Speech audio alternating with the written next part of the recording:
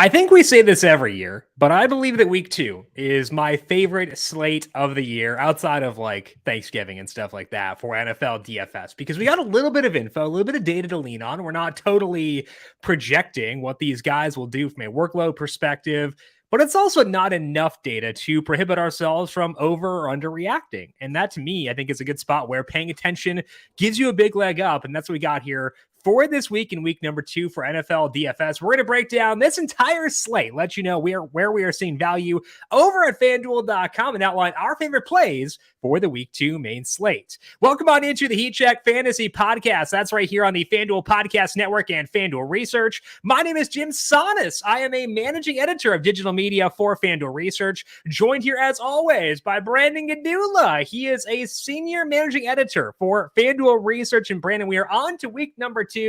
I think it's one of your favorite slates too, if I recall correctly. How you doing today?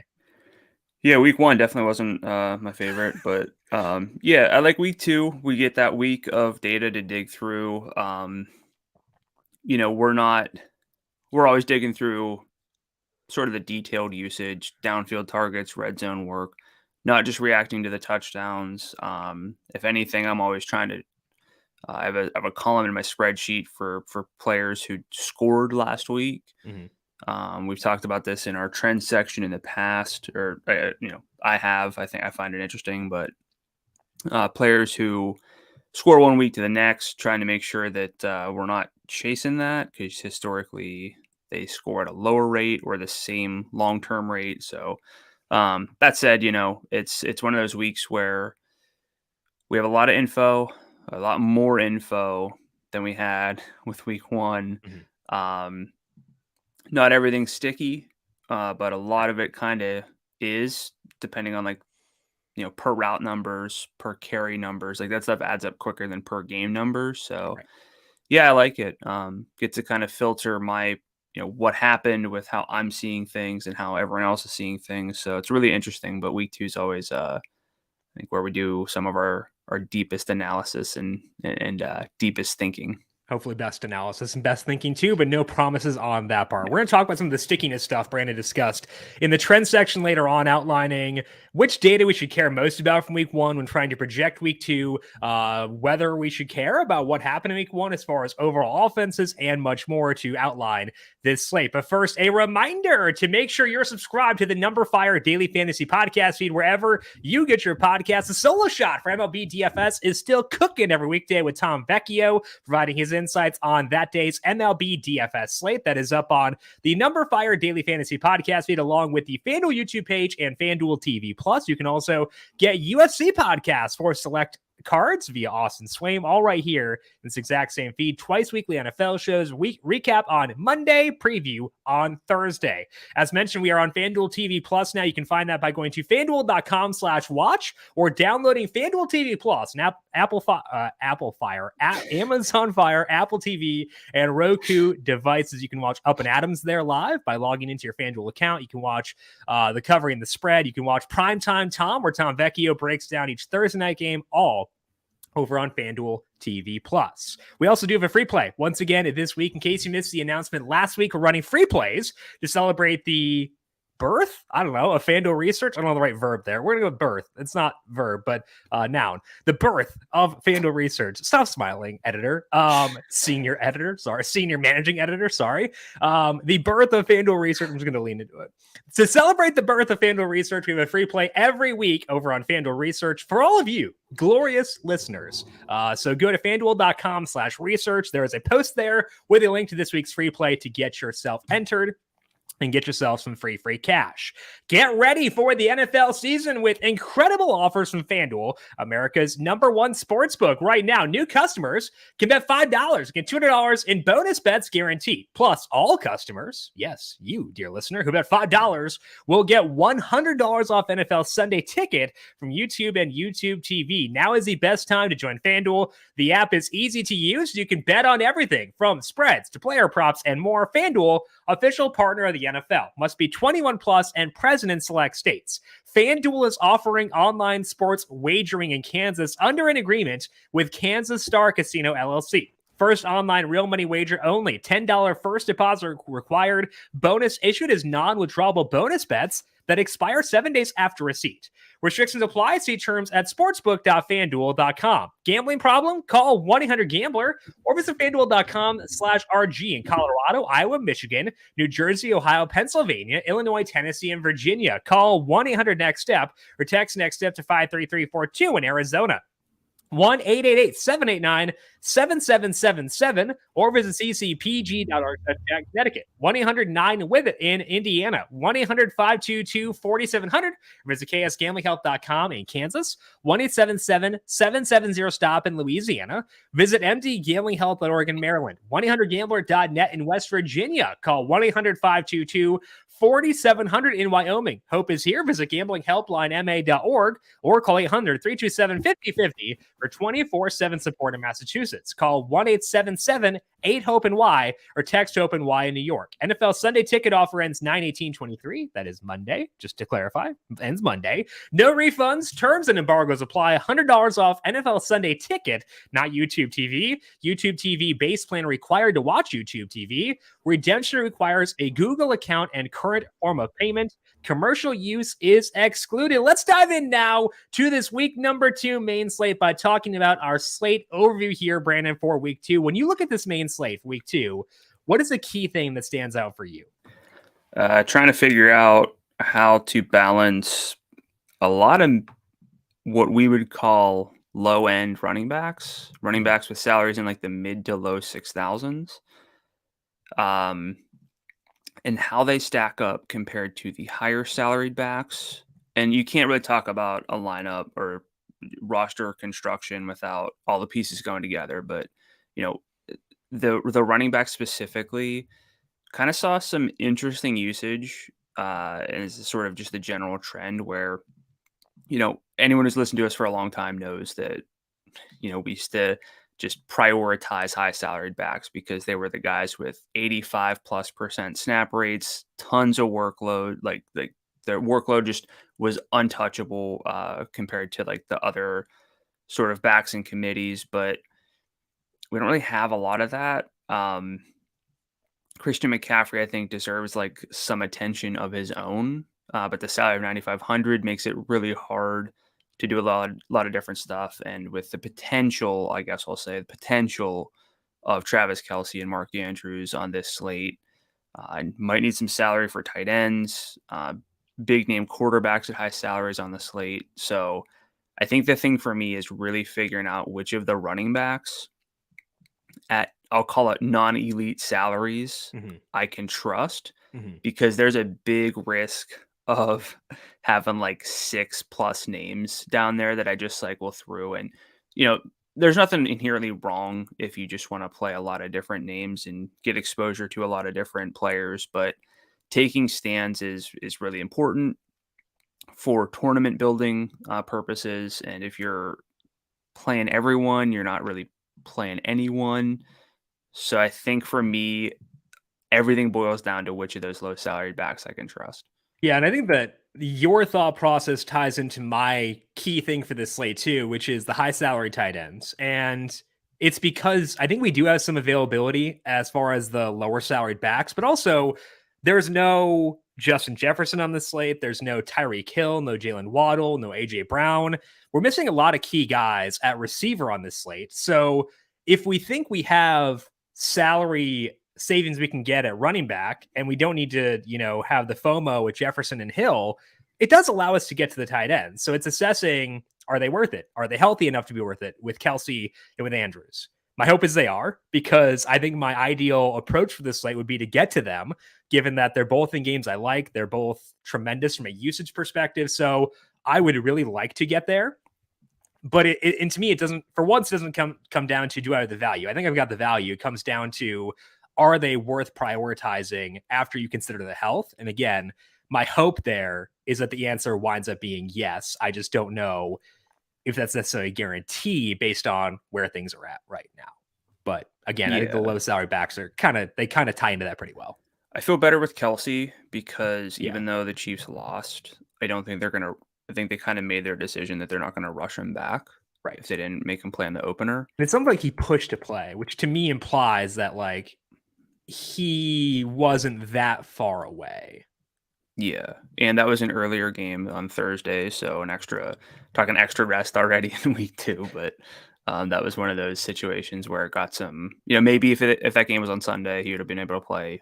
We don't know. He's still limited in practice Wednesday, but I feel a little bit better about Kelsey than Andrews, also because Zay Flowers looked like the real deal. The Chiefs did not have anyone step up to fill the void left behind by Travis Kelsey, so. Yeah, I think it's fascinating, and just to sort of put a bow on this conversation, another reason that we always like to sort of allocate a lot of salary for running backs is those guaranteed workloads, and while we don't have a lot of those, we actually have kind of viable. Like we're always fine with viable, lower salaried running backs. Mhm. Sometimes it's just tons of workload. So I always think of it as like people like analytics don't hate running the football; they hate running the football inefficiently. Right. So I don't want to like dig into, I don't know, like an Antonio Gibson like type of timeshare whenever we have like 1As who are in the low 6,000s. It's a very different situation. Yeah, 1As or even like ones who aren't like full feature backs, and I think we get that this week. Like Rashad White is a salary in the pretty low 6,000 range. James Cook is, I think, kind of similar, where it's not like he's not a a full on feature back, but like he gets enough work for us to view him as being like a very viable option where you're not just kind of wish casting that he winds up getting a lot of work. So I think that this is kind of a nice slate in that regard, where we have, like, we've talked a lot about how typically we as the royal we as DFS players are pretty good about identifying which lower salary backs we want to use. And I think that is a key thing to keep in mind for today's slates. Let's dive in now and talk some injuries here across week number 2. And unfortunately, this list is already pretty long. Austin Eckler didn't practice Wednesday, both due to his ankle injury and the funeral of his agent, Cameron Weiss. So unfortunate situation there, of course, with Eckler. As far as the ankle goes, they're going to evaluate that on Thursday with him being back in the building. So we don't really know what Eckler's status looks like. So let's say Eckler sits, Brandon. Tough matchup here with the Titans, who are very good against the rush. But Kelly, really good workload this past week, looked effective. This Chargers rush offense had life and juice for the first time since like LaDainian Tomlinson. So how would you view Kelly at 63 if Eckler can't go? Well, I just point out that Austin Eckler has like 1,000 touchdowns over the past 2 seasons. So I think that some people would say the Chargers rushing the non-Eckler pieces in the rushing offense are effective. I just that's a fair thing to point out. You're very right. Okay. Yeah, I think that if we get Eckler completely out, Kelly is firmly in the conversation. Again, he's one of those names in that range with some appeal. Don't love the matchup. Definitely like the salary.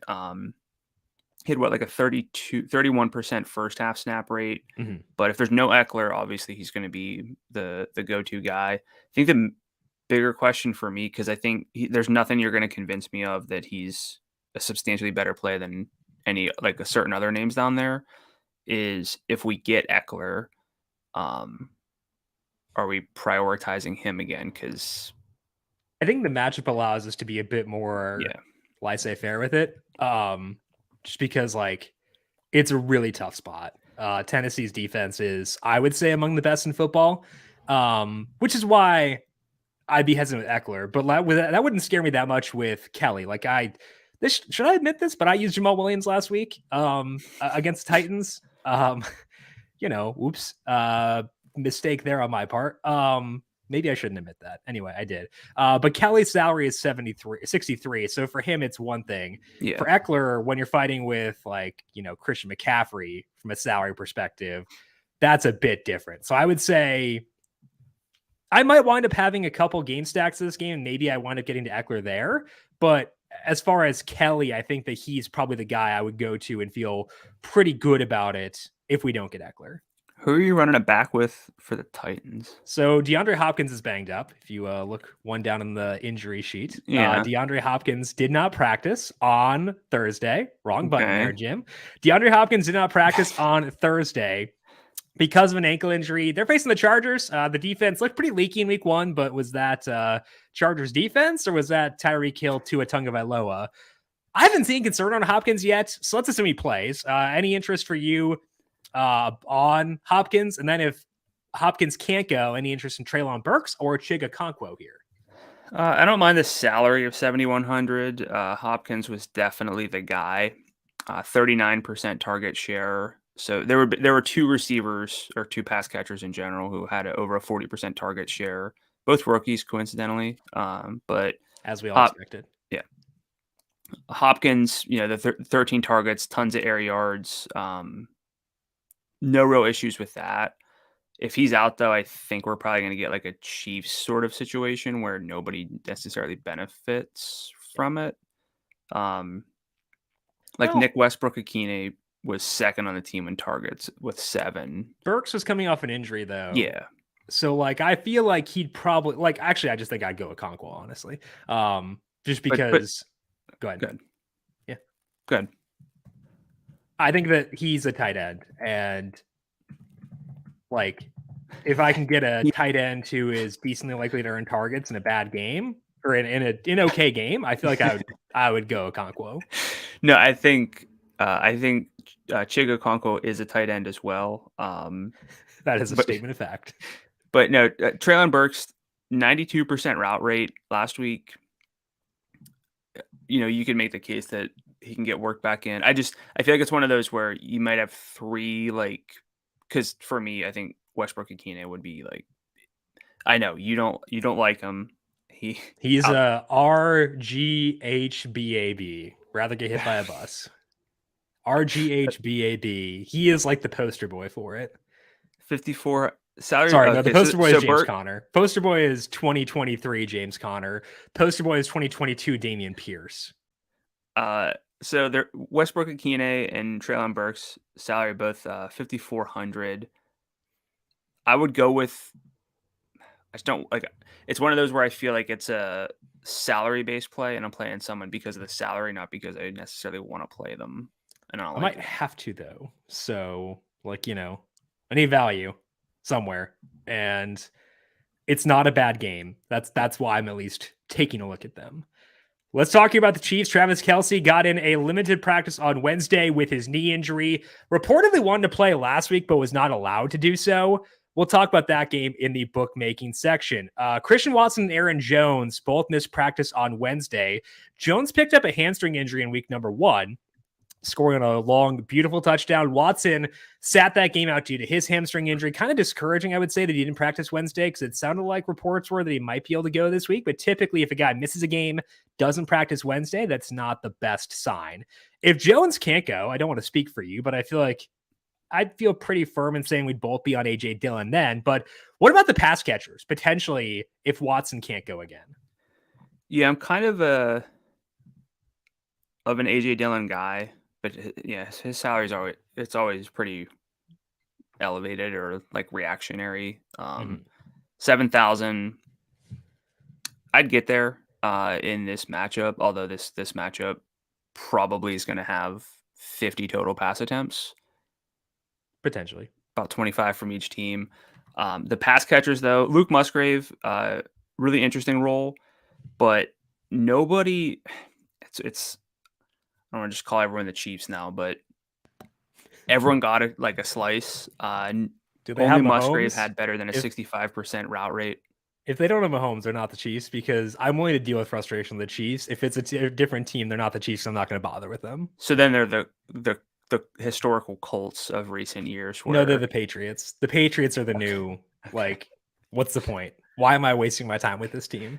So yeah, I mean, everyone got a slice, and I know it was a blowout, but even the first half snaps, Musgrave was at 93% in the first half, Aaron Jones 75%, and nobody else cracked a 65% first half snap rate among the skill players. So it's just tough to allocate salary to an offense that is doing that. I think the one difference for me is Romeo Doubs. His salary is 63, so it's not like he's like a massive value play, but he was coming off an injury himself and didn't practice until towards the end of last week, and now got in a limited session Wednesday, so he should be healthier this time around. And Doubs had a couple touchdowns in that game. We saw a pretty good rapport between him and Jordan Love during the preseason, so I know the snaps weren't there and the target, the yardage was not there. but they used him in key situations and Love went his way. So I would say, especially if Dobbs gets into full practice by Friday, that could be a spot where I'm pretty into him as far as pass catches on the team. And I would consider Musgrave too, if I'm being, fully honest. Counterpoint, had 2 end zone targets, which is great. Caught both of them, which is obviously great. But if he had 5 targets for 26 yards and didn't score, would you feel the same way? I would feel the same way because of the fact that he is coming off an injury and that can explain the low usage. Okay. So that's the answer for me. I'm here to ask questions. Yeah. I'm just here asking questions, man. The Ravens are elevating Melvin Gordon from the practice squad with J.K. Dobbins done for the season with a torn Achilles. Justice Hill and Gus Edwards split work after Dobbins' injury in week 1. So it's a 3-headed backfield. Brandon, can I safely cross off this backfield and ignore it for the rest of eternity? Yeah, this is basically the stuff that I was referring to. Like, this is more of a cross off. Mm-hmm. This is a 1A, 1B, 1C. It's like a 3A, 3B, 3C for me because Lamar is 1 and 2. Well, and the Ravens never give anyone elevated work. They don't give people targets. J.K. Dobbins into that, he could get a 45% snap rate, so he's our guy. It's a bummer because he actually was playing every snap before his injury, so that stinks. It stinks for him, but also stinks for us. His part is more important than us. But Devontae Adams has practiced Wednesday with a foot injury. Jacoby Myers didn't practice because of a concussion, and I don't think he's going to play this week. So I love Adams if he's able to go. Brandon, does the fact that he's now on the injury report concern you at all with Devontae Adams facing the Bills? I don't think Devontae needs to practice. I think he'll be all right. I just need a full practice Friday, please. Full by Friday. Our band is fully back in form already. Zach Wilson will start for the Jets with Aaron Rodgers out. They're on the road and facing the Cowboys. Breece Hall looked awesome in week 1. Garrett Wilson caught a disgusting touchdown, but they're facing the Cowboys. This might be the 2 best defenses in football. So are the Jets, every single one of them out of play with Wilson starting? The only case you can make is that you want to stack you want to play the Cowboys offense, so you just take shares, but it's game stacks only. And realistically, I'll put it this way: I haven't even looked at any of the Jets' salaries because why bother? I don't want to. I'm trying to be better of looking at the games and the usage and just be like, oh, I want to play this player. What's his salary? Yep. Not let me look at everyone's salaries and then get tempted by that. So I'm probably going to come into this season a lot more I don't even know what this player's salary is, and I'm fine with that. I agree. And also the salaries were set before the Rodgers injury, so they don't account for that. That's true, yeah. So that's part of it too. I think the over is in play in this game, but that does not mean I want to stack it. Brandon Cooks missed practice Wednesday with a knee injury. Mike McCarthy said Cooks has a chance to play, but that's kind of a grim answer for a Wednesday. They face a very good Jets defense. So would taking Cooks out of the equation increase your interest in any of the Cowboys skill guys? I really like Tony Pollard this week. I'll never say no outright to CeeDee Lamb if I like the whole game environment. But other than that, our guy Michael Gallup was running some routes, didn't get a whole lot of usage. This team really spread things out. Story. What's that? That's the Michael Gallup story. Yeah, that's true. Jake Ferguson got a ton of targets on limited. He got a target on half of his routes, which is sick. And 11 yards on 7 targets, which is also got pretty 2 sick. of them. Yeah. I feel like with the Jets defense being as good as it is, I don't need to worry too much about this one. It's a very low total. Again, I like the over, but it's 38.5 for a reason.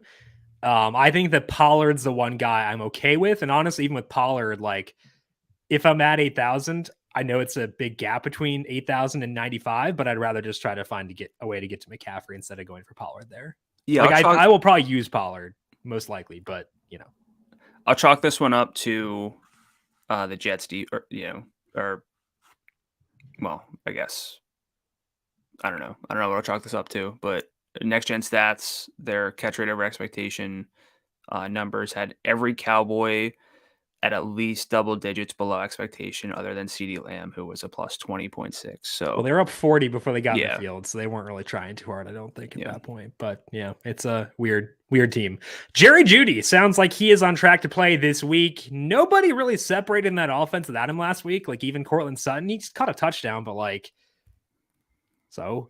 They get the Commanders this time around. Tougher defense. Any Broncos on your wish list this week? I was optimistic about the Broncos. I'm not going to write them off after 1 week, but I talked a lot last year about how their like ceiling was like 23 points, and they basically they're a team that scores like 16 points a lot, and like that's not a super common number. It just feels like they're scoring 16 to 19 points, not really breaking 20. I don't know. I don't think there's enough upside. I think there's too many. It's a combination of too many players with potential, but not enough offensive upside to take the dispersed target shares. Where are you on Javonte Williams? His salary is $6,400, and Williams in week number 1, 13 carries and 6 targets, which is actually a pretty good workload. Didn't do a lot with it, which is concerning because it's a tougher defense this time around. Yeah. But I feel like the snap limit or whatever the snap count he's on should increase as the year goes along. I think he's one of those guys in the mix in the low 6,000 range. Where do you settle in on him specifically? In the mix, but again, probably on the low end of that, because I can make a case to cut him out. Actually, I mean, led the team in targets, 19% target share, one of 2 red zone carries. Again, it comes down to the offensive upside. I just don't know if it's there where he's gonna. I mean, unless he turns into like a Breece Hall kind of situation where he just makes everything happen himself. I think I can do better. Yeah, I'm a bit higher on him than you are, I think, but I understand your concerns. Finally, Zach Moss practiced in full Wednesday and should be able to return from his arm injury. Now, typically, I would just say, cool, we can cross off this backfield. But Evan Hull is on IR. Rest in peace, my beautiful, beautiful son. Deion Jackson had 13 carries for 14 yards and lost 2 fumbles on Sunday. Not ideal. Is there enough F-wordiness in the backfield for the Colts for you to consider Zach Moss at 61 now that he's healthy? This feels like one of those ones where no matter what I do, it's wrong.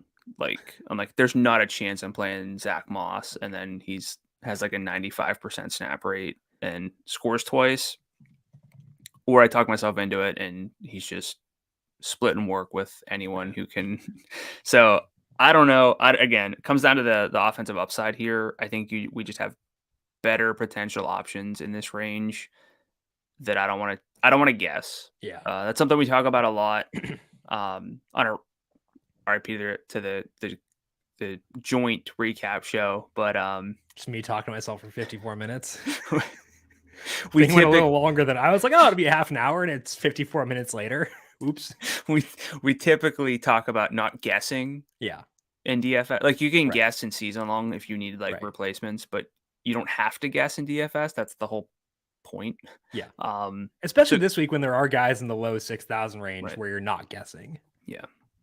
One good question from William over on YouTube asking about Troutman. We talked about the Broncos, and there's no Greg Dulcich. Dulcich going to miss this game with a hamstring injury. And Troutman had pretty good usage in week 1.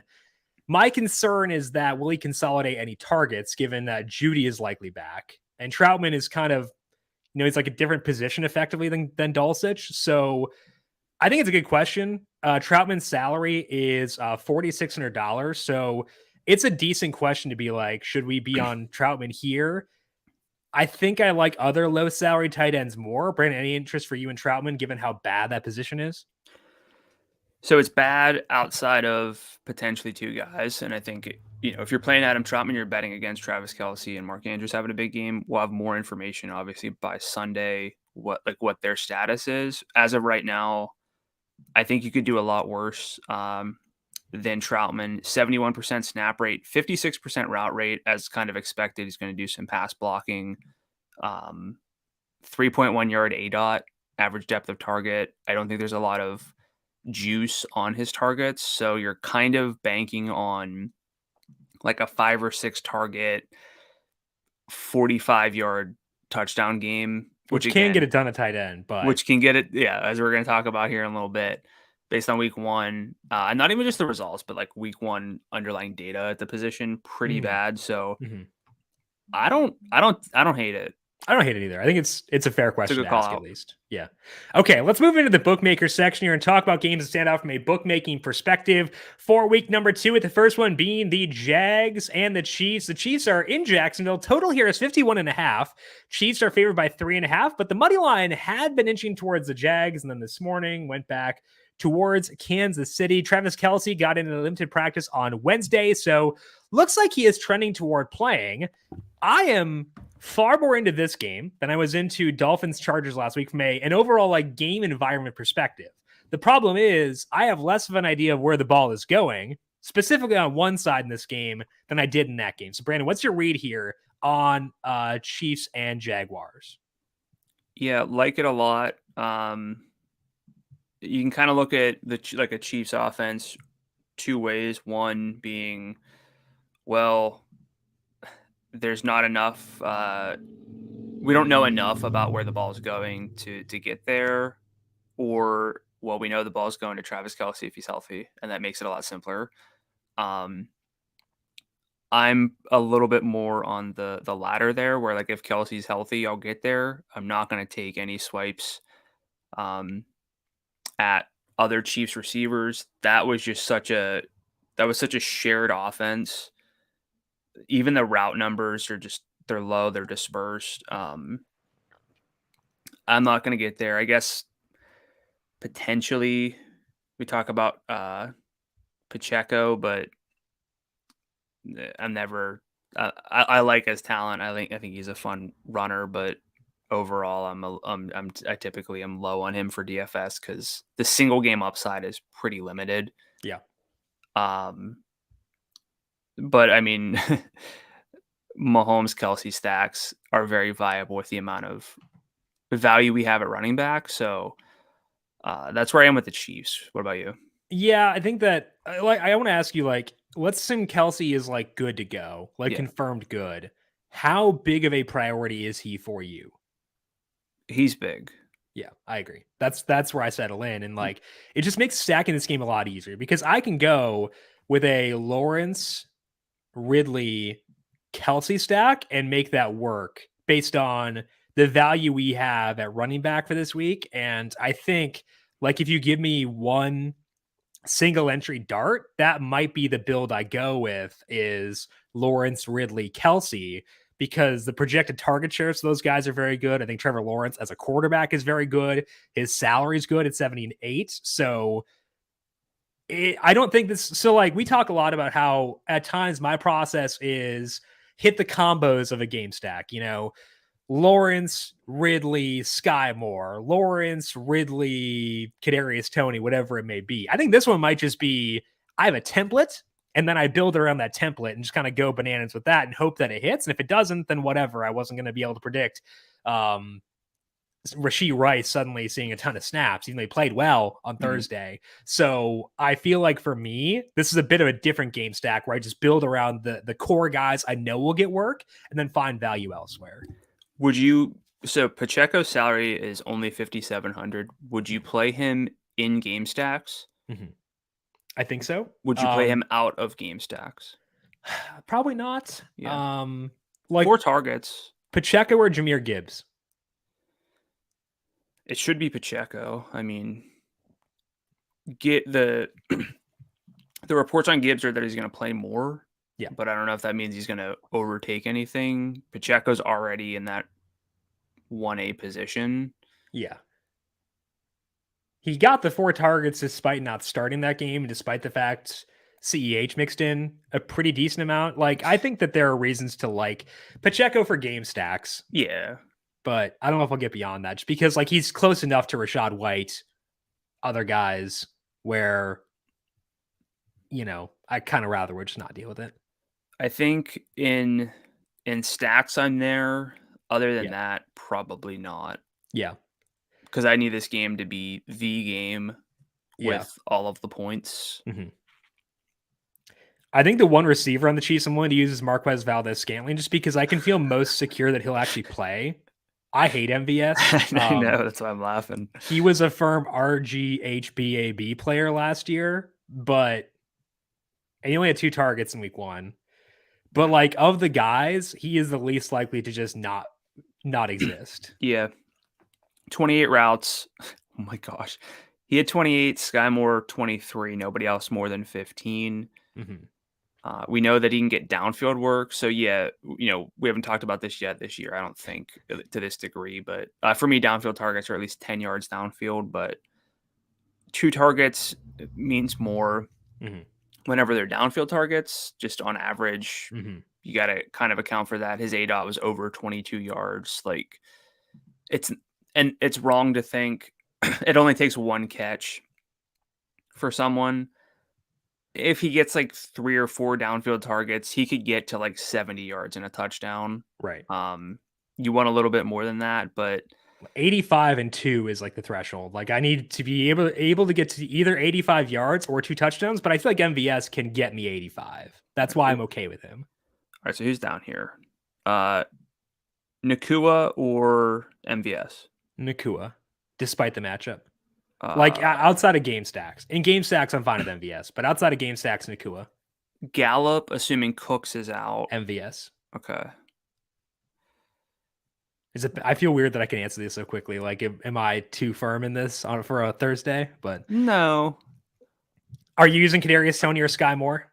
No. Cool. Let's leave it there. What about the Jag side of things? I don't want to talk about this stupid team anymore. Yeah. The Jag side of things, Calvin Ridley went bananas on Sunday, which is fantastic. Zay Jones, though, was still in the mix at 63. Christian Kirk's snap rate plummeted, playing exclusively in 2 receiver sets, but I feel like we could see a game plan where they use 3 receivers more in this one than they did in week 1 against the Colts. So, and then of course there is Evan Ingram there as well. And ETN actually finally got receiving work at 82. So I would say Ridley is viable everywhere, not just game stacks. Yes. I think Zay Jones is somewhat viable beyond game stacks. And like, I'm willing to consider him at 63. Yeah. ETN, I think because the salary went up and he lost goal line work to Tank Bigsby, he's more of like a game stacks only kind of guy for me, but I'm okay with him for game stacks. Kind of like Eckler last week, where like for game stacks, sure, I'm fine with him, but beyond game stacks might be kind of hard to get to.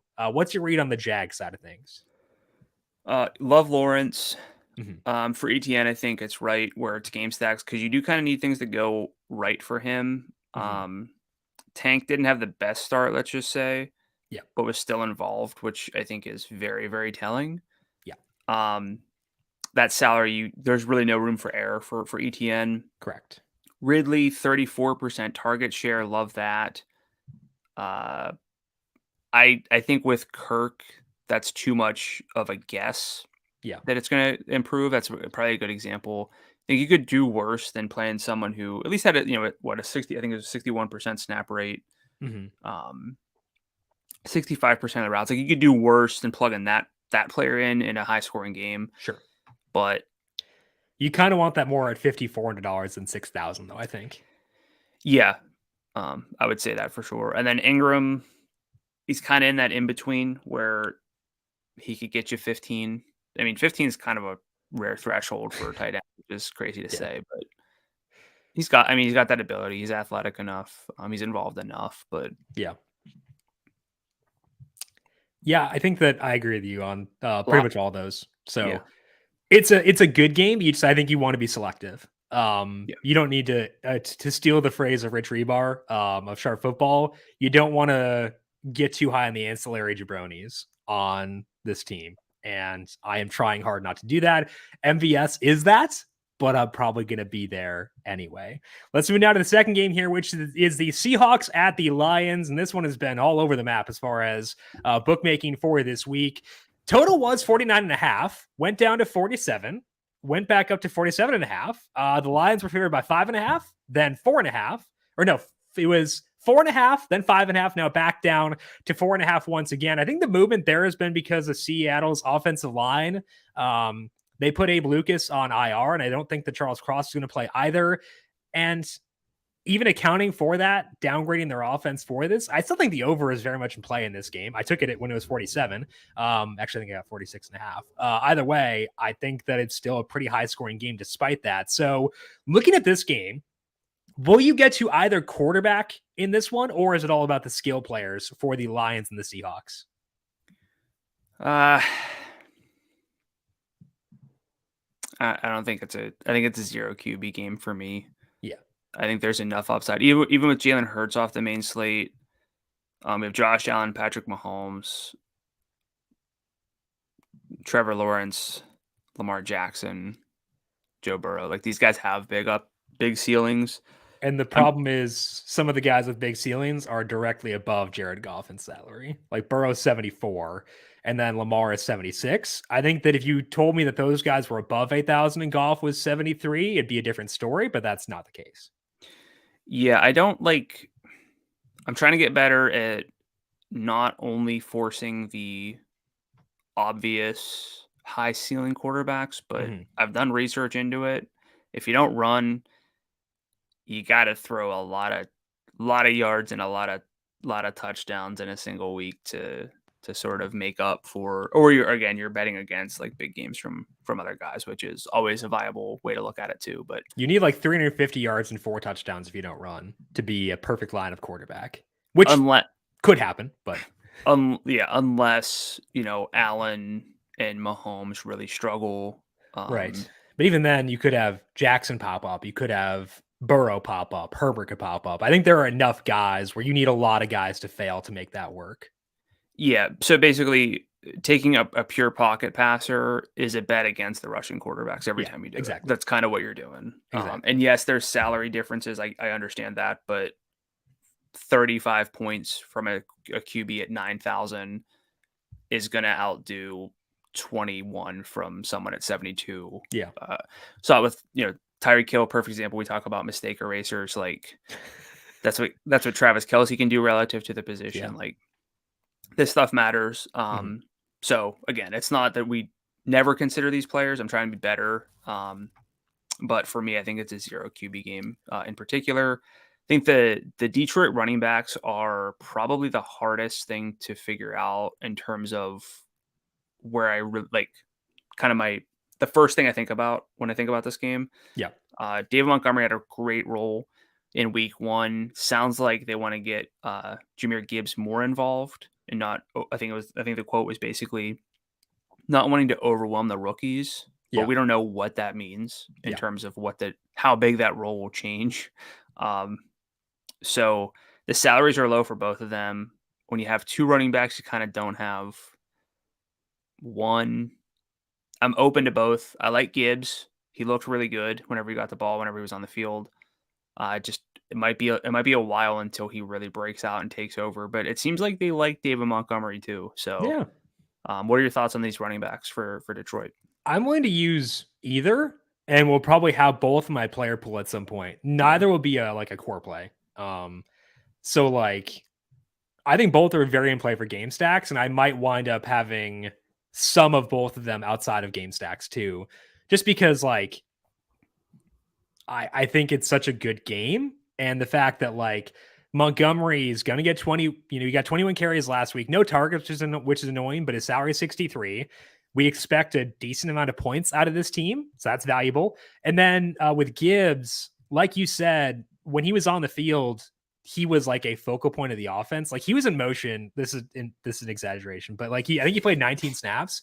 I think he was in motion for 47 of those 19. And like, I'm glad you clarified. He broke 45 tackles. That one might not be an exaggeration. So I think that because the value in his touches is so high, as far as like talent, as far as this offense, the way they're being schemed up, I think that's enough to make him viable. I can't go more than like probably 25% on either. Like I don't have a lot of guys with below 20% roster rates that I tend to use, but like I think both guys are guys I can see the path for, and thus would be willing to use them around a 20% roster rate or so. Yeah. So he got a carrier or target on 47% of his 19 snaps. So he's LeGarrette Blount. Well, that's like okay. It's better than average. Average is about 40% for running backs. That puts him in the like Christian McCaffrey, Tony Pollard Yeah. tier, but obviously the snap rate is a lot different there, Hmm. or the snap volume, I should say. Hmm. But obviously he's going to play more snaps. They don't have they don't have like an overabundance of skill like No. players. So They have a dearth. Is dearth the so right word there? yeah, well, it just depends An on. absence of skill players. We'll go with that. No, I mean it's. I just I don't want to. I don't want to speak ill of like obviously I will Amon speak ill Ra. of everyone outside of Amon-Ra St. Brown in that wide receiver room, except for Josh Reynolds, who is Well, a sweetheart, and we cannot speak ill of at 59. But but Sam Laporta, sure, okay, fair enough. You're right. David No, you're right. I Montgomery. retract it. You're Yeah, right. okay. You're right. You're right. I was like, it just depends on how you view it, but You're right. Fair yeah. enough.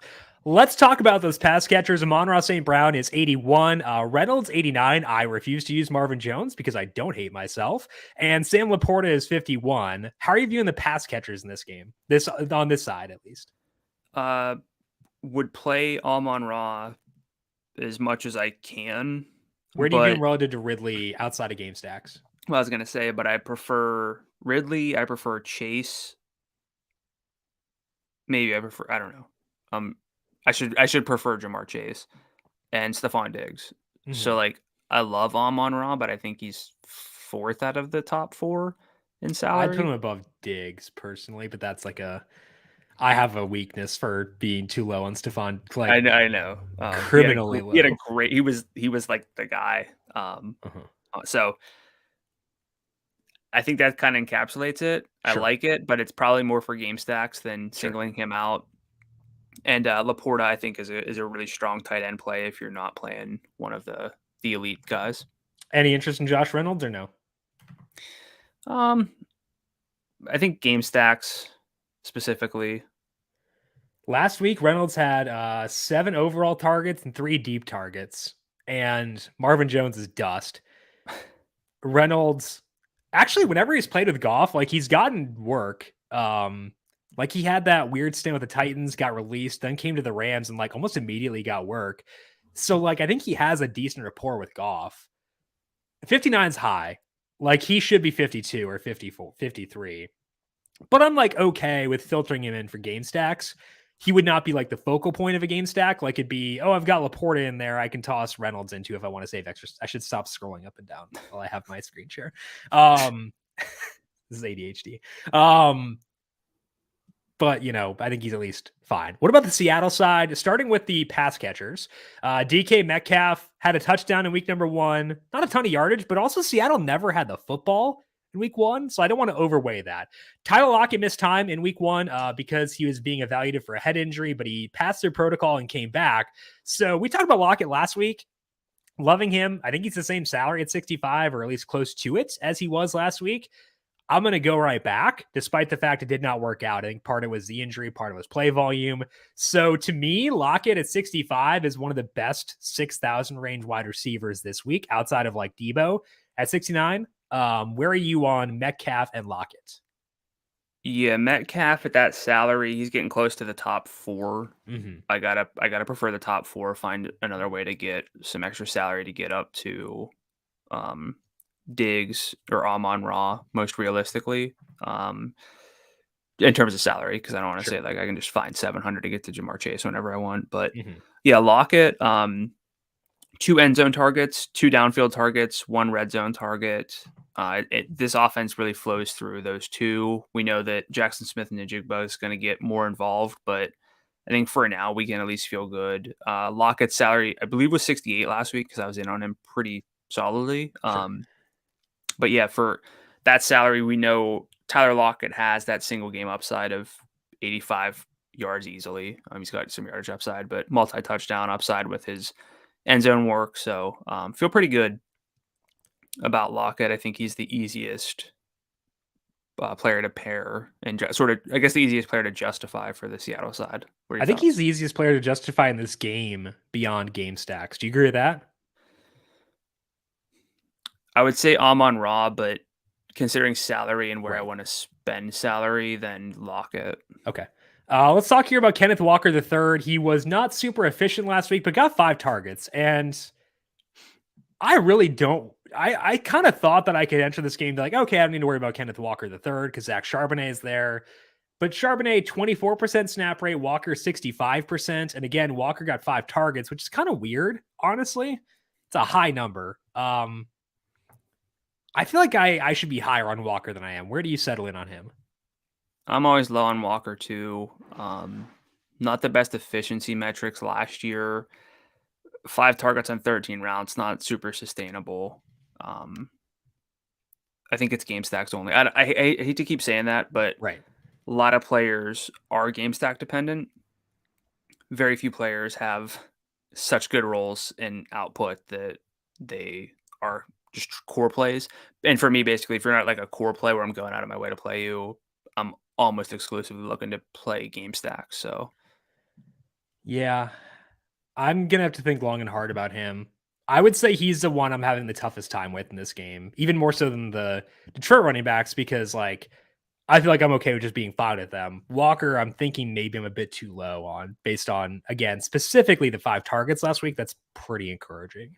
Let's move on now and talk about a couple offenses that came up short last week. That is the Ravens and the Bengals. Total in this game is back up to 46.5. Bengals are favored by 3.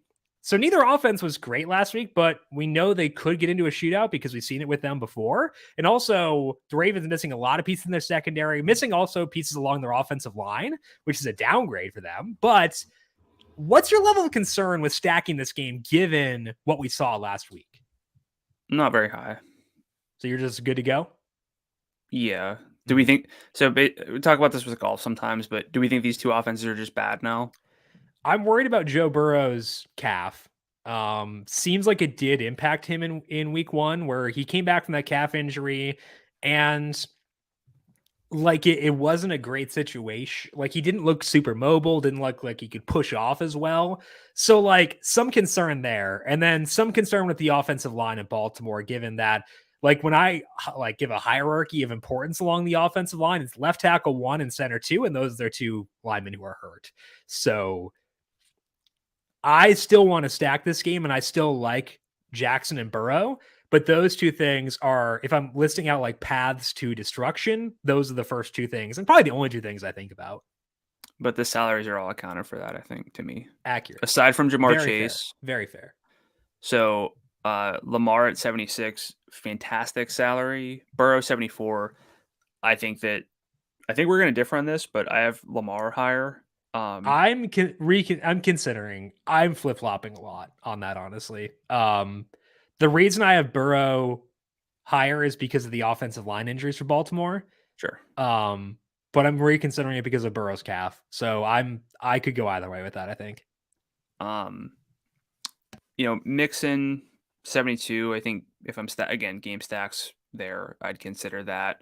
But I think we're both just going to be on the same page with T. Higgins at a 7,000 salary. Give me anyone coming off of a 0 catch game any week. Great underlying data though for him. Zay Flowers, even if his role scales back, it's going to scale back if Mark Andrews is healthy. Yeah, what a 47.5% target share, something like that. There's still room for that to get worse and still be really, really good. That salary of 66 is great. Andrews, we know, has slate altering upside whenever he's good to go. So we talked about the Chiefs being like kind of hard to figure out. For the Ravens, it's Lamar, Zay, and Andrews, and you can kind of be okay with that. And for the Bengals, they're basically their top 4: Burrow, Mixon, Chase, and Higgins, and that's basically it. So it's an easy one to stack. So if you get it wrong, this game's not going to be 45-42 with a ton of like ancillary touchdowns, I don't think. So it's wild, but like I talked about how much I love the Lawrence, Ridley, Kelsey game stack. Mm-hmm.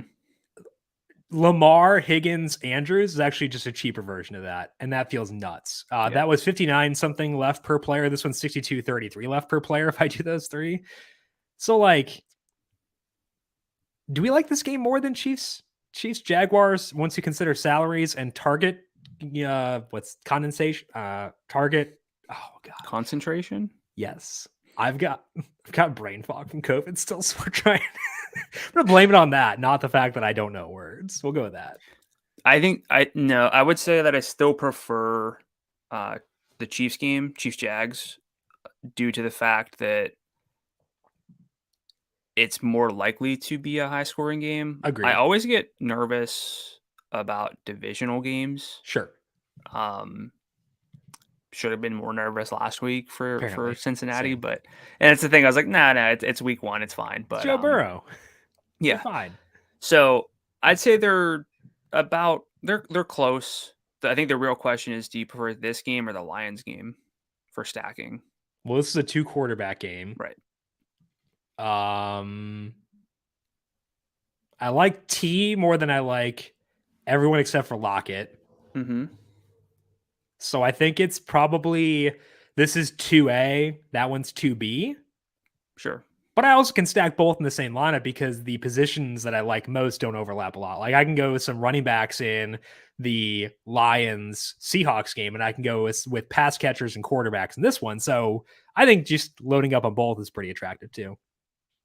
Yeah, you could probably just round out a lineup with those three. Oh yeah, those three games and a defense from somewhere. Might be tough to find the value, but like I think you make that work for sure. I mean, if you do like Walker and like Gibbs, that's true. Yeah, that could work. So with Zay at 66, obviously Andrews coming back does downgrade him. And I feel like people will be on Zay this week, given how good he was last week. So like that tends to be a situation where you can find a lot of letdowns, where it's a guy, salary increased, high roster rate, and situation is changing with a high usage guy coming back. The counterpoint would be that like they were actively looking to get the ball in his hands because I think they ran like 5 screens for him, and screens aren't like great, but they show intent. And they show, I want the ball in your hands. You are a playmaker for us. And they didn't do that for Rashad Bateman or Odell. So I feel like even with Andrews coming back and Zay's salary up to 66, I still think that Zay is a quality play. There are those paths to like trappiness. I'm willing to overlook those a bit. What's your level of concern with his role with Andrews being back, likely back? I think it's fine. I mean, 96% route rate, 10 targets, 78 yards, no touchdowns, so not a touchdown to chase there. I think I don't think he's going to be, maybe I just whiff on this, but I don't think he's going to be like that popular because of the salary increase. Sure. And he didn't go nuclear. Sure. It's more of like the routes were there, the targets were there. His ADOT was 2.7 yards to speak to like the amount of screens he got, but 4 red zone targets, like the building blocks were there for an even bigger game, but it didn't really pan out. So I think that the salary is very justified. Any final thoughts in this game before we move on? I think that's it. Okay, let's move to our trends discussion now for week number 2. And Brandon, you're starting things off by talking about pace and talking about pass rate, because we want plays. You cannot score fantasy points if there is no play. That is the most simple way to explain it. So you're looking at teams who had shifts in the way they approached things in week 1 versus what they did last year. What did you see when you dug into the data? Yeah, so just kind of looking at which teams had the biggest changes that I noticed, or at least sort of most explainable or like sticky, nothing that was completely fluky. Changes to their pace, adjusting for game context, and pass rate over expectation, which accounts for a lot of different factors. But some of the stuff we might look at and say like, doesn't matter. It's not really changing how I'm viewing the slate. But I think it's important that we can kind of track this stuff throughout the year and see what happens.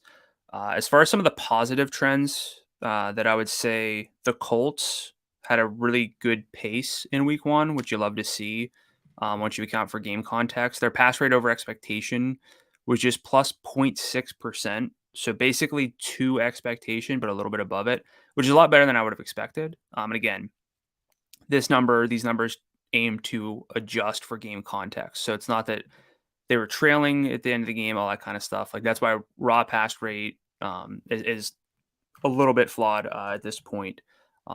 in 2023. But Houston also rated out with a pretty fast pace and a pass rate over expectation, almost exactly the same point, plus 0.5, which again, this adjusts for the game script that they were in. They play each other this week. What? I'm smiling. So like, if it wasn't this game specific, like these two teams specifically, I'd be a little bit more there. But this game could have a little. Oh, all right, what are you seeing? Nico is 62. Yeah, Pit Boy is 72. yeah. He still didn't get a downfield target because he's not physically allowed to run past the sticks. Richardson is 75. That's a decent little game stack that I felt very guilty for like kind of being interested in, but you're talking me into it, and I kind of hate that. Again, divisional game, sure.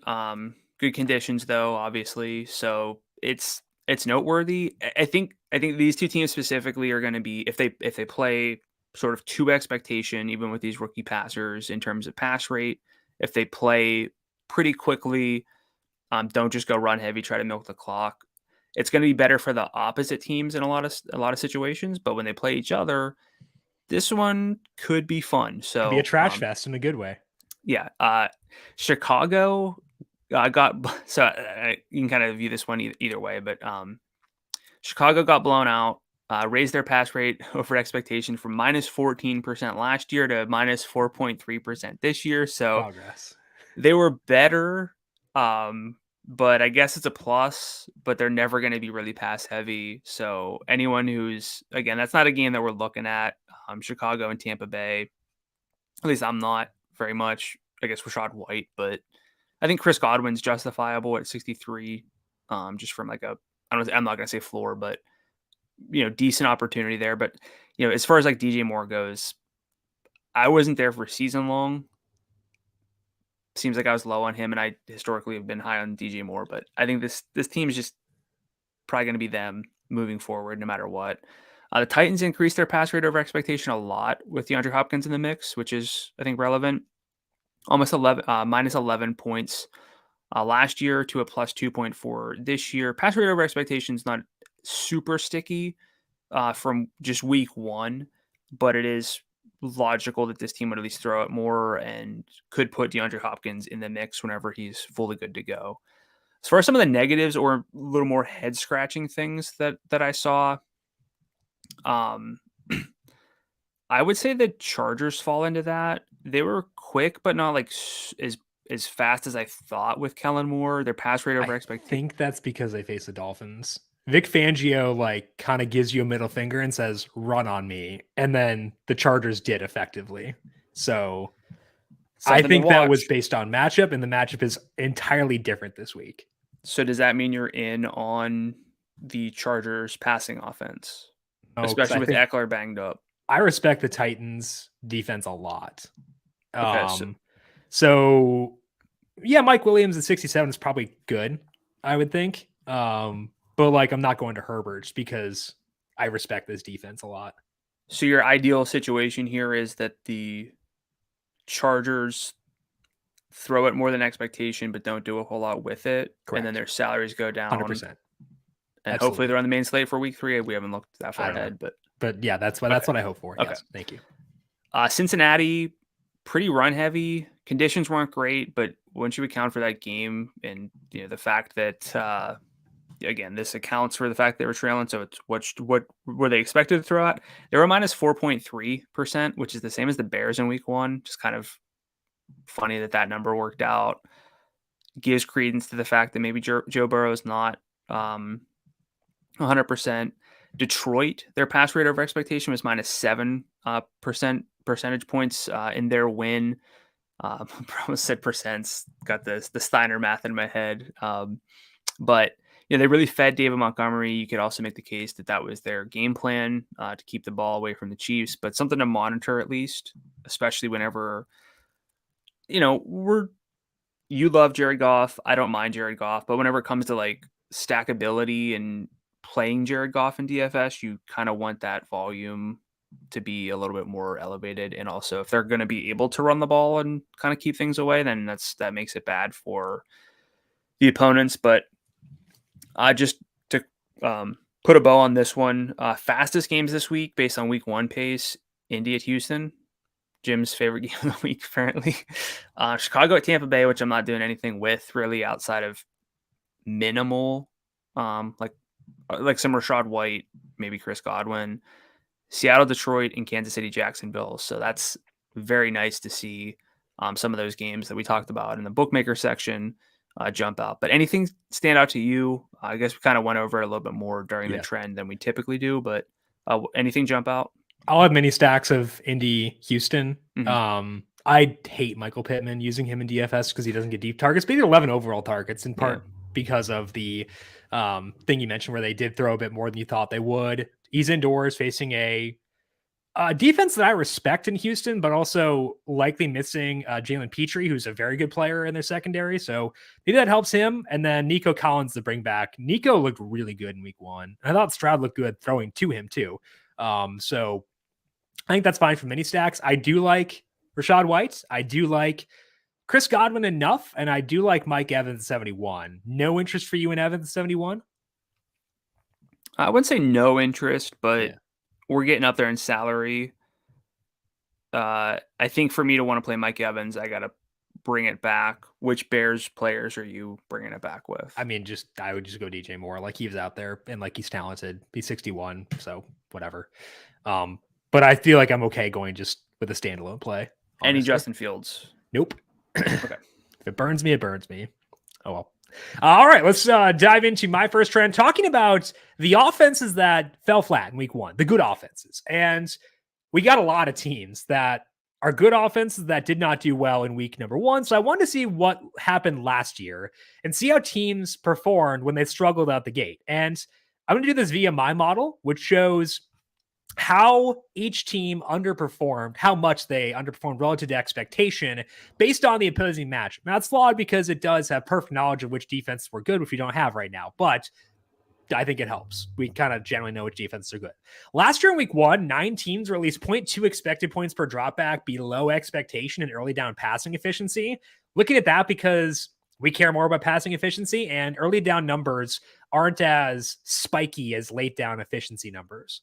Across all teams, the R-squared value between week 1 passing efficiency relative to expectation and week 2 is 0.008. So very little relationship from week 1 to week 2 in such a small sample. And that's even knowing, again, retroactively how good each defense is. Of the 9 teams that struggled most, 5 of them actually exceeded expectations in early down passing efficiency in week number 2. 2 of those teams last year were the Browns and Bills, were 0.3 points above expectation per dropback, despite big struggles in week 1.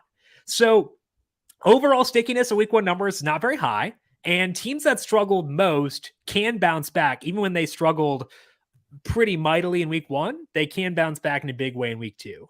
This to me means we shouldn't fret too much about offenses that struggled in week 1 if we had high expectations for them coming into this year. We talked about the Ravens and Bengals already, but it also applies to the Buffalo Bills in a pretty big way. So let's talk with the Bills here specifically. Any qualms on your end about targeting them given the letdown they had on Monday night?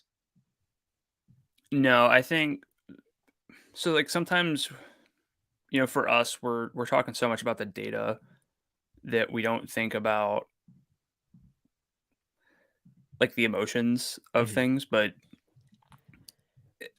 to see Aaron Rodgers go out early, I'm not saying like this is what happened, but it's got to be strange that you hype yourself up. Weird vibe for like this divisional matchup, trying to set the tone. He just goes out after a handful of plays. You probably think, okay, this game's just in the bag. The Jets come out, just hit you in the mouth. Like that stuff matters. Really freaking good.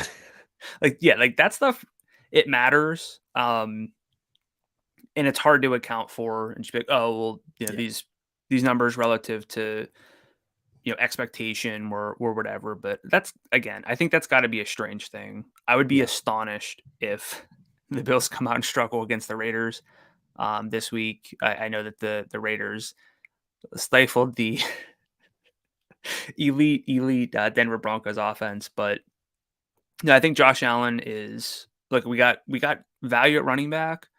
We want to talk about using that at tight end. We got to talk about using that for Josh Allen and Patrick Mahomes. These guys have 40-point upside, and if they For sure. scored 40 fantasy points, no one would blink an eye, or bat an eye, I should say.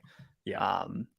Stephon Diggs, it sounds like I'm clearly higher on him than you are, but 33% target share for him in week 1. He was the guy moving that offense. 6 downfield targets, 2 red zone targets, 1 end zone target, 2.5 yards per route run. Last year in the regular season, he had a 28% target share, so a little bit elevated, but still kind of pacing for double-digit targets. I don't think that this team is going to go from a letdown loss to letting off the gas if they get out ahead. So I love Diggs. I think James Cook it's hard to get a good comp for him. It felt like he was on the field constantly, but the snap rate wasn't nearly as high as I thought it would have been once everything settled. But I think he's very much in play at a salary of 66. Like Dalton Kincaid's in consideration. So I think you have a lot of ways to go. So I'm not low on the Bills at all. Me neither. I think that they're totally fine. I think that I can add Devonta Adams or even maybe Josh Jacobs as a bring back too. So I think it's full steam ahead of them. Not hugely concerned. They're playing the Jets. That's a really tough defense. So I think that they're totally fine for me. Let's move on to your second trend. Talking about tight ends. Good luck. Tell me what you see here. Yeah, I wanted to look at like the state of tight end for this week's main slate. Tight end usually is bad. Tight end in week 1 was pretty horrendous. Just 2 tight ends cleared 10 FanDuel points. Hunter Henry and Hayden Hurst, the double H boys, not quite the triple H boys, but if you combine them, maybe they're the quad H tandem, but that's bad. And that's what we're looking at tight end. And if that's what we get at tight end week after week, we don't need to allocate much salary. So basically erase Travis Kelce, Mark Andrews again from this main slate. You probably don't need to do a whole lot. There's no TJ Hawkinson either. So then who's the next? Be Darren Waller at 66, George Kittle 62. Like there was a report this week that Waller's hamstring injury is like chronic. So like it's just really good at the top. Yeah, you got three Qs at the top of the FanDuel pool with Kelce, Andrews, and Waller, and George Kittle. 4 Qs.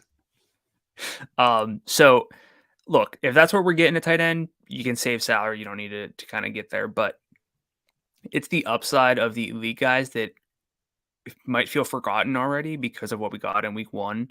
Both Kelce and Andrews limited in practice on Wednesday. If they're full by Friday, things could get really different. In 2022, Kelce put up at least 15 FanDuel points 9 times. George Kittle did it 5 times because he had a crazy scoring season. Mark Andrews did it 4 times, and nobody else did it more than twice. And just 5 players at the position did it more than once other than those guys. So, we talk optimal lineups sometimes, and optimal lineups are definitely flawed, but especially when you're cherry picking the tight ends who scored and maybe had a little bit more yardage than expected. But, Kelce was in the optimal once. Andrews was in it twice. Kittle was in it once. Hawkinson was in it twice. So that's a third of last year's regular season optimals that an elite guy, made it. Even on the full slates Thursday through Monday, or if it was like Saturday, Sunday, whatever the slate was, like the full slate, tight ends with a 6,000 salary were in the optimal in 6 out of 18 as well. That's a third. And basically what you can kind of look at that 2 ways. One is only a third of the time does an elite guy get there, but you're also saying, well, take 20 other tight ends compared to those 4 or 5 guys who make it. So that the hit rate, like the cherry pick rate, is just pretty high for the guys who make it. If you look at main slates where Kelce and Andrews were both off of it, there were 4 of them. Taysom Hill made it once, but the other tight ends were salaried at 4,700 or 4,800. And the average salary of tight ends on full slates with both was 5,940. So basically when both of them are on there, you really got to have some ceiling based on how consistently these guys scored. So, and then just to put a bow on this one, no tight end in week 1 had better than a 92% route rate. 56 yards led the position. 6 had target shares of at least 20%, but 3 of those had fewer than 20 yards. So you got to kind of make a decision by Sunday. Again, maybe both these guys are hurt and that we don't have this conversation, but I think this is relevant anyway, because then there's not a whole lot there at tight end, but Kelce and Andrews could demolish a slate. My Sims have it that way. It's not a big shock. what are your thoughts on Kelsey and Andrews in terms of what percentage of your lineups might have those guys? And are you fearful that these guys actually have those big ceilings when they're coming off of injuries? Fearful, yes. Is it fearful enough for me to not use them? No. And I think that it takes it where like I would want to be in like 70% range of having either Kelsey or Andrews in 70% of my lineups, and probably pushes that down to 60%.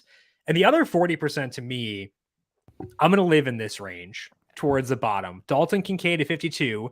Cole Kmet looks a lot like Max Verstappen, and it's kind of bothering me. They look like twins. That's upsetting. Anyway, Sam Laporte at 51, Luke Musgrave 5,000, Jake Ferguson 5,000 as well. I think that range is great.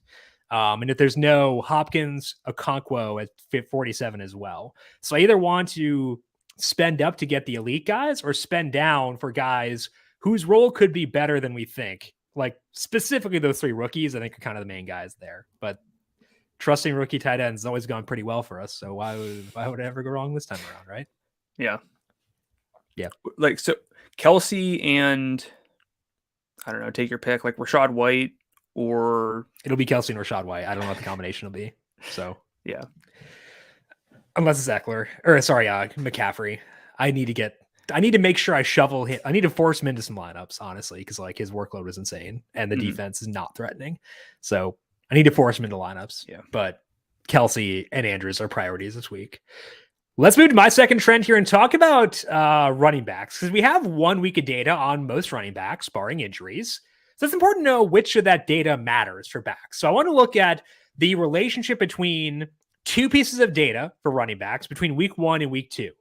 Last year, there were 31 running backs who played at least 40% of their team snaps in both week 1 and week 2. Far and away the stickiest number, as you'd expect with snap share.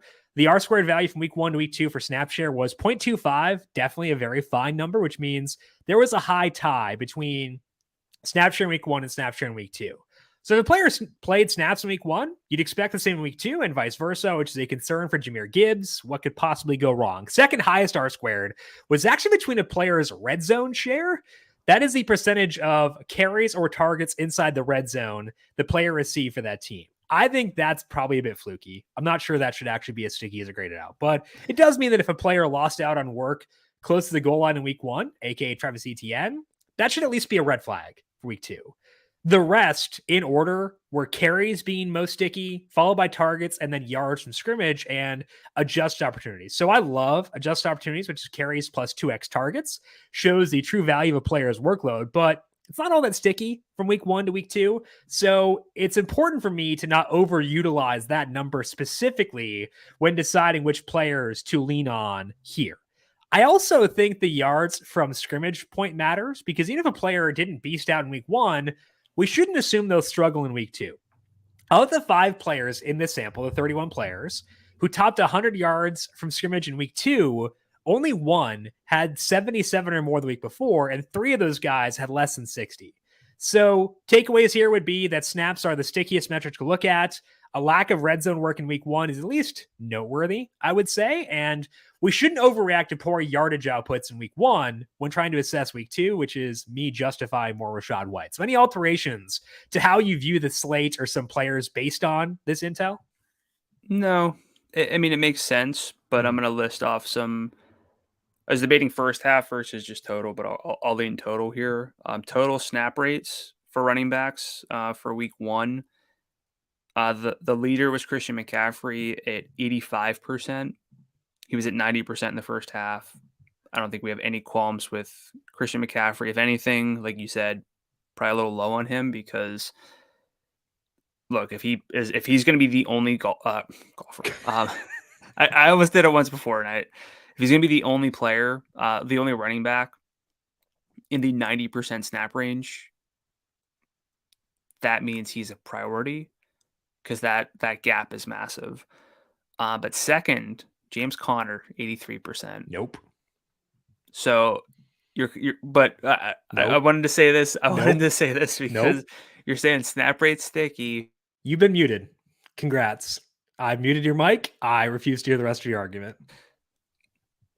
I unmuted you. You're fine. Go ahead. I'm just saying, if we see that snap rate is sticky, James Conner 83%, 24 adjusted opportunities.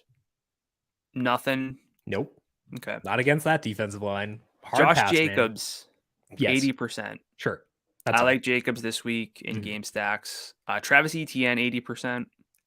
The red zone share is also a factor with him, but like the targets were good. So, and Rachaad White, 79.4%, both of the red zone carries.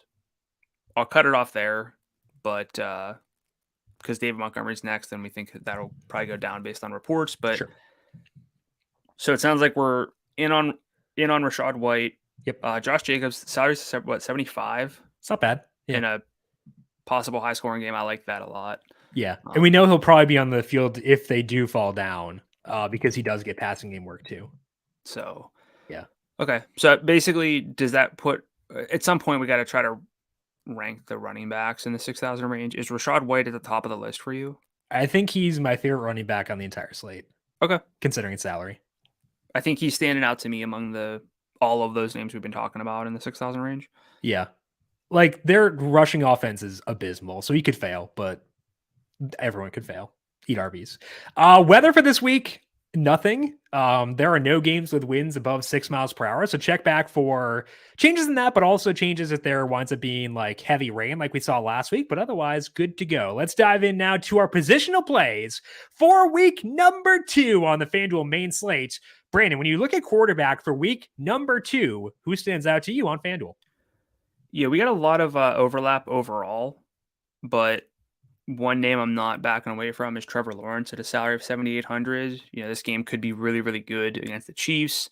32 attempts in week 1, 241 yards, 2 touchdowns, with a pretty clear preference of Calvin Ridley in terms of stacking candidates. So that makes it a lot easier as well.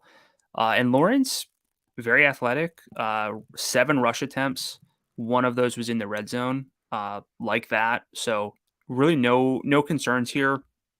I expect the Chiefs offense to, put up points with Travis Kelce back. And if not, that was a pretty abrupt, like, hey, we're not going to have Travis Kelce for our opener. Like, probably screws with your offense a little bit. They'll have more efficiency this week, almost guaranteed. And my second love, Lamar Jackson. Love Lamar. I think that the upside is very, very clear. Week 1, a letdown, handed off all of the touchdowns. I get that, but only 22 pass attempts, completed a ton of them, 169 yards, 7.7 yards per attempt, low ADOT, but I'm all right with that, and ran 6 times for 38 yards. So I think that getting Mark Andrews healthy, and even if not, Zay Flowers pretty good, and without J.K. Dobbins, maybe a few more rush attempts for Lamar. So I think that he's a standout play for me this week.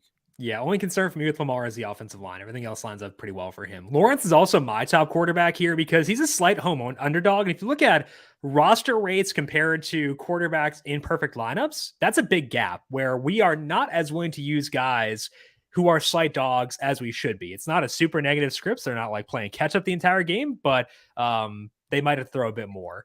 Like you said, obvious stacking partner with Calvin Ridley. You mentioned the 7 rush attempts. 5 of those were designed rush attempts. 2 of those were sneaks. So that's one thing. But that was tied for second behind Anthony Richardson for most in the league last week.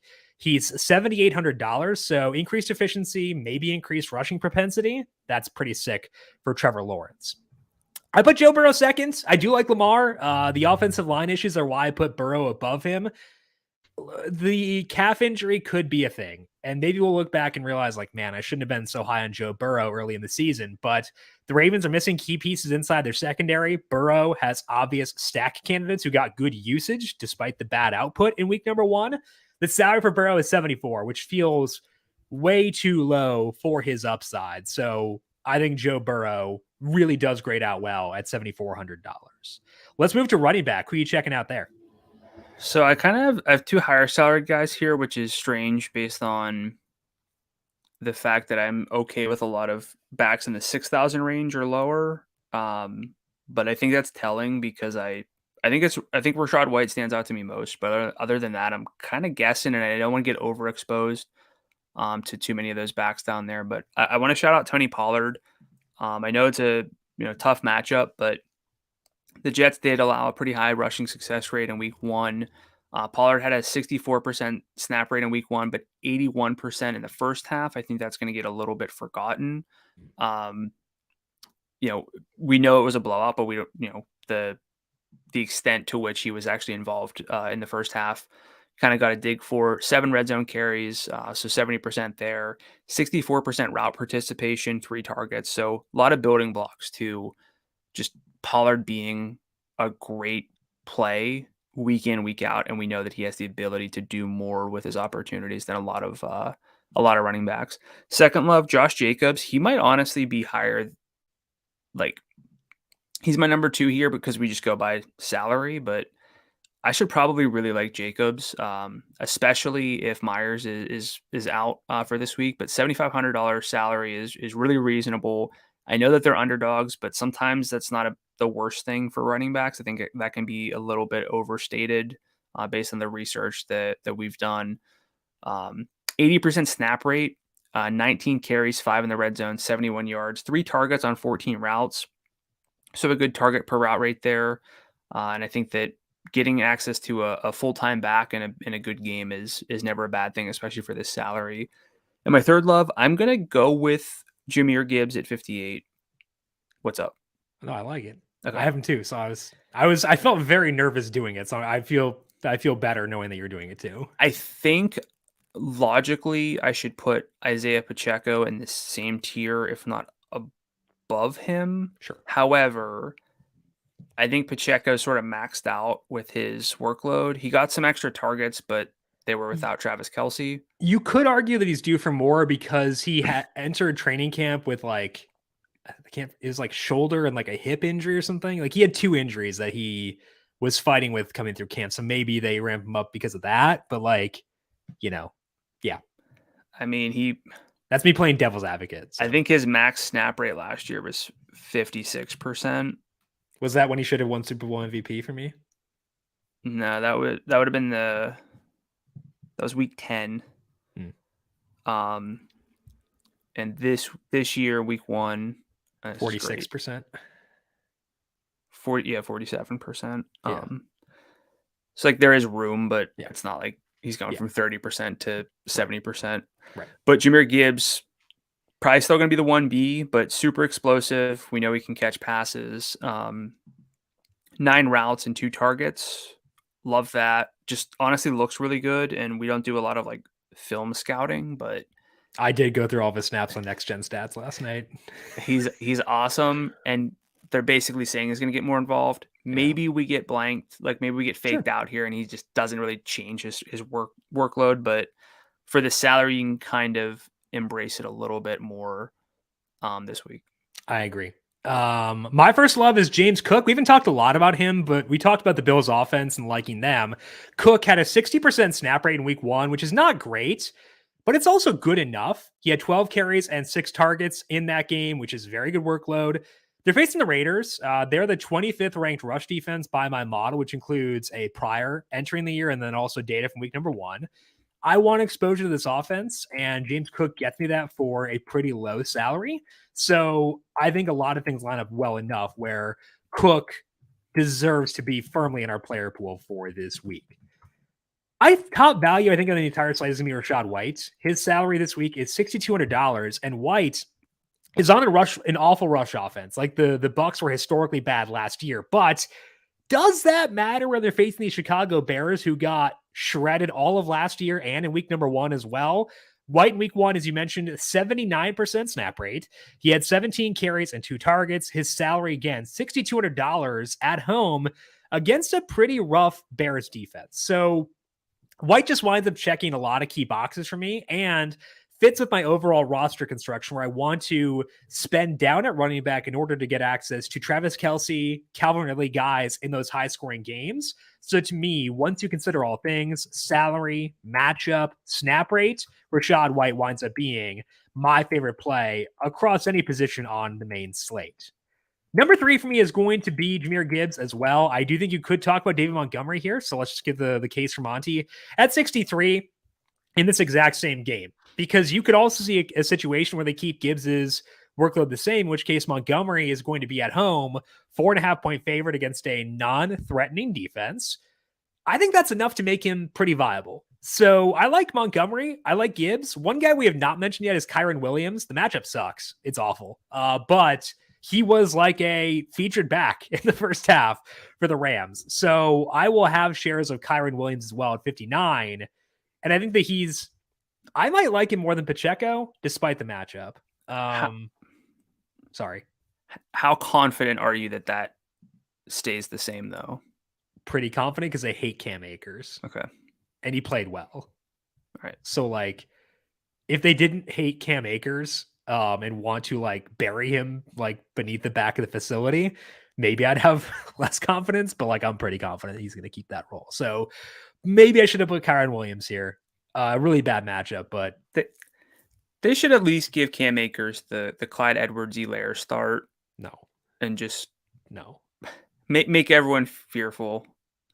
Fearful of 21 carries for like 17 yards? No, just fearful make us that fearful.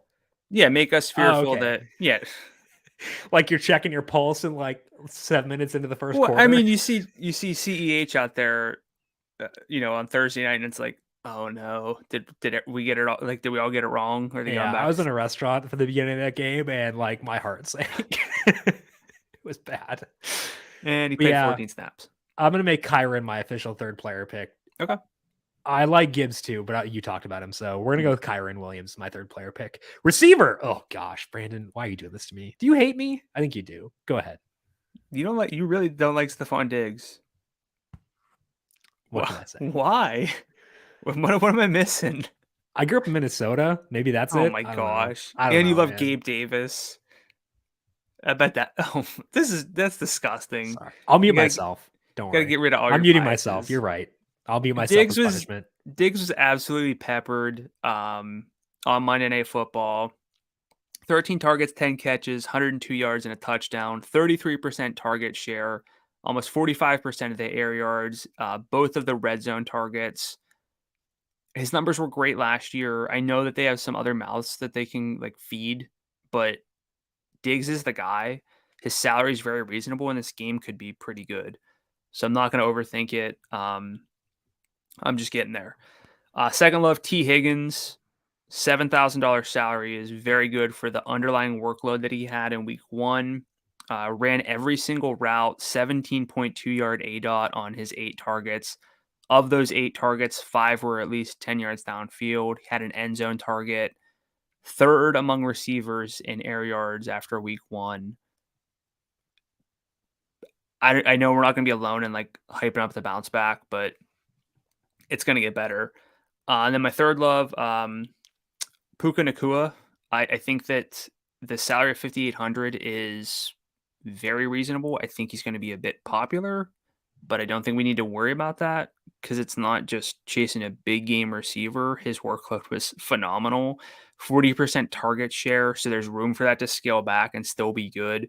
15 targets. So again, he was one of two receivers with at least a 40% target share, just to put that into context in week 1. 119 yards on 10 catches. Had some downfield targets, 5 of them. Red zone target, really efficient. So I'm fine with it. I know you're going to yell at me for this one. I kind of don't even want to bring it up, but I don't think he's the only Rams receiver that we could consider. Oh, no, I think Tutu's fine. Okay, Tutu Atwell, 55. He's playing indoors. He won't blow away. We're good. Shout out Evan Silva. 8 targets, and had 6 of those were downfield, so that's more than Nacua. So. And Matthew Stafford looked good. Like, he looked healthy, so sure. I don't disagree with that at all. I don't want to touch guys who are in the middle of the field for that team, so like no Tyler Higbee, because Fred Warner is like the best player on the planet. So like that should funnel more work to guys like Nacua and Atwell, who played a lot on the outside. So fine with either of those guys. My first love is Devontae Adams. I like the mid-range a lot at receiver this week. Likely no Jacoby Myers. Even with Myers getting a 38% target share in week 1, Adams is still at 34%. So that's bananas. Jimmy Garoppolo is fine enough as a quarterback to keep that offense competitive in this game. I don't like chasing a negative script, but I think that they'll do enough to be viable in this game. I agree with you on Josh Jacobs as well. So check back on Adams for the foot injury, but I do like him. You mentioned T. I like T a lot. I'm going to talk about Deebo Samuel briefly, though, as being a play at 69. Didn't do a ton last week, but his workload is very good. All three of him, Ayuk, and Kittle had a target share of at least 20%. Deebo did still get some rushing work as well. And we know he can get a lot of high value touches because of that. So honestly, a Deebo Puka stack is pretty fun. A Debo Kyron stack is pretty fun. If I want like a lower salaried stack of a game, that's okay. I'm not totally opposed to that. So Debo Sam at 69. I think Higgins is a tiny bit above for me, but I do like Debo as well. Finally, Tyler Lockett at 65. Missed some time last week for a concussion check, but he actually was clear to that, so good to go. Seahawks ran like 5 plays, so they should get a boost here because Jared Goff will require 3 plays to score. They're playing indoors in a game with a massive total, so it's a non-threatening defense. Back on the Tyler Lockett train again this week. Tight end, who stands out to you there? So I've been messing around with some lineups. I know I've mentioned like some higher salaried running backs, receivers, but you can still build around them and get some like Kelsey and Andrews. So I'm sticking with Kelsey here as my number 1 guy.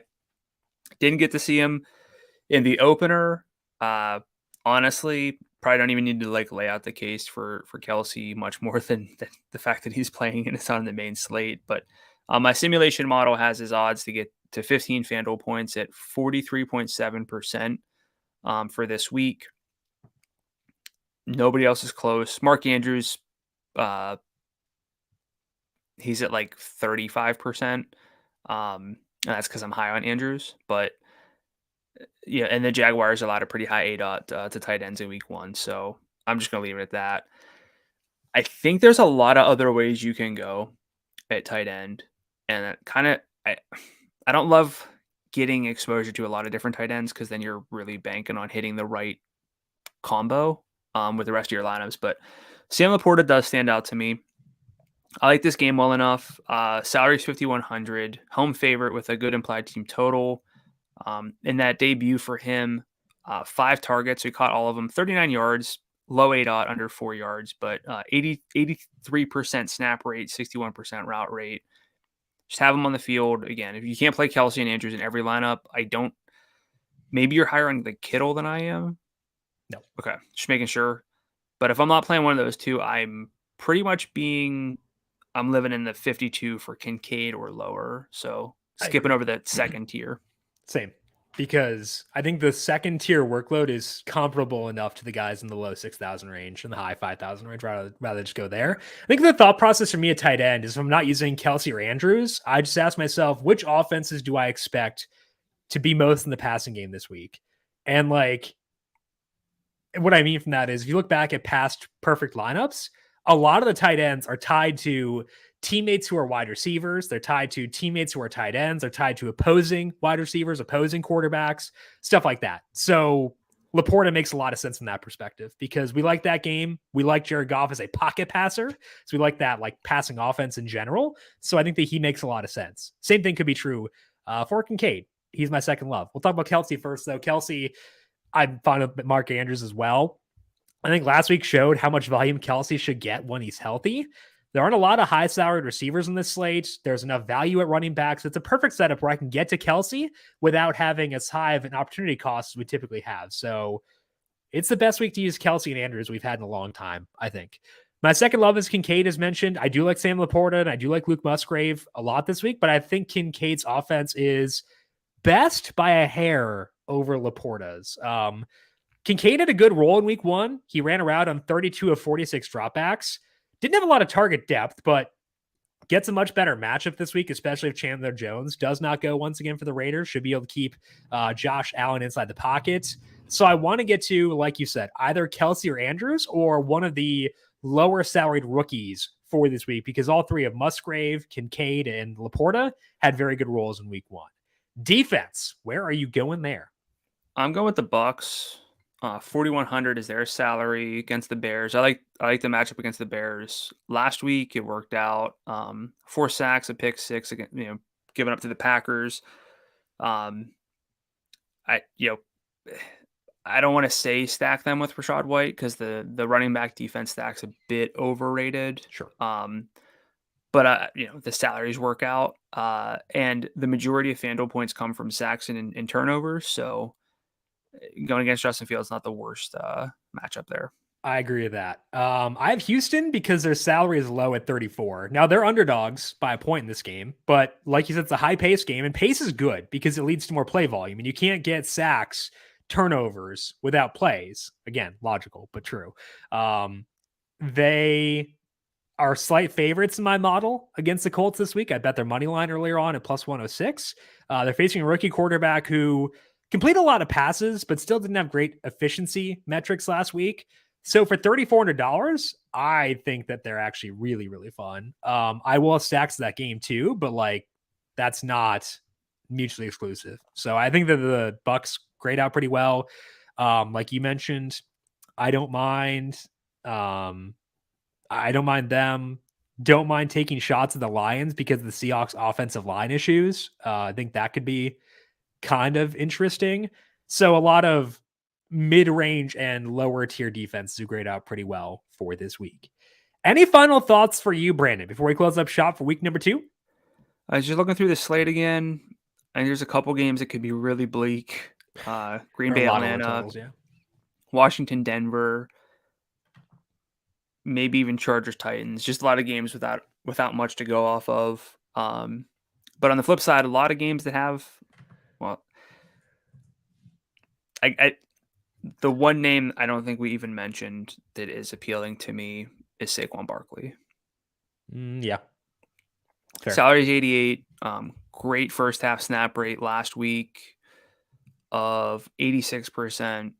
We know what Saquon can do. He's probably the player I'm most fearful of not having enough exposure to. Yeah, I think that's very fair. Because I'll make myself get some McCaffrey. Yeah. But I'm more likely to overlook Saquon, and that's very scary. Yeah. I think to me, it's just make sure you sit down and rank the value play running backs. Yeah. Decide who you want to prioritize. You can use the guys who are not top on your list, but like decide. I think we go Rachaad White, but like actually go through that process of ranking out those running backs, deciding who you like most, because I think that the key to this week is finding a way to get to Kelsey and Andrews, get to those high salary tight ends, so you don't have to deal with the muck at the rest of the position. That is all that we have here for today on the Heat Check Fantasy Podcast, but plenty of other stuff on the FanDuel Podcast Network for this weekend. Mentioned Primetime Tom, that is up right now for Thursday night between the Vikings and the Eagles. If you want some betting insights in that game via Tom Vecchio, that's in the Covering the Spread podcast feed and FanDuel TV Plus. Betting show for college football week 3 is up with myself and Dr. Ed Feng. NFL betting preview with myself and Ed is coming up later on today on Covering the Spread. And then, of course, solo shot still with Tom Vecchio as well, right here in the numberFire Daily Fantasy Podcast feed. Make sure you're subscribed there, and also check out these shows on the FanDuel YouTube page and on FanDuel TV Plus. Brandon, if people have questions for you on X, where can they find you there? On X... You drugs? That's what it sounds like. Well, that's what I got to say now, right? I'm on X. That would explain a lot. I didn't even think about it until I said it. But yeah, at Gdula 13, GDULA 13. I am on X at Jim Sannes, JIMSANNES. You can also follow FanDuel Research at FanDuel Research. Don't forget the FanDuel Research free play as well. FanDuel.com/research. Good luck to all of you in week number 2 with the main slate and other slates. We'll talk to you once again Monday to wrap it all up. This has been the Heat Check Fantasy Podcast right here on the FanDuel Podcast Network.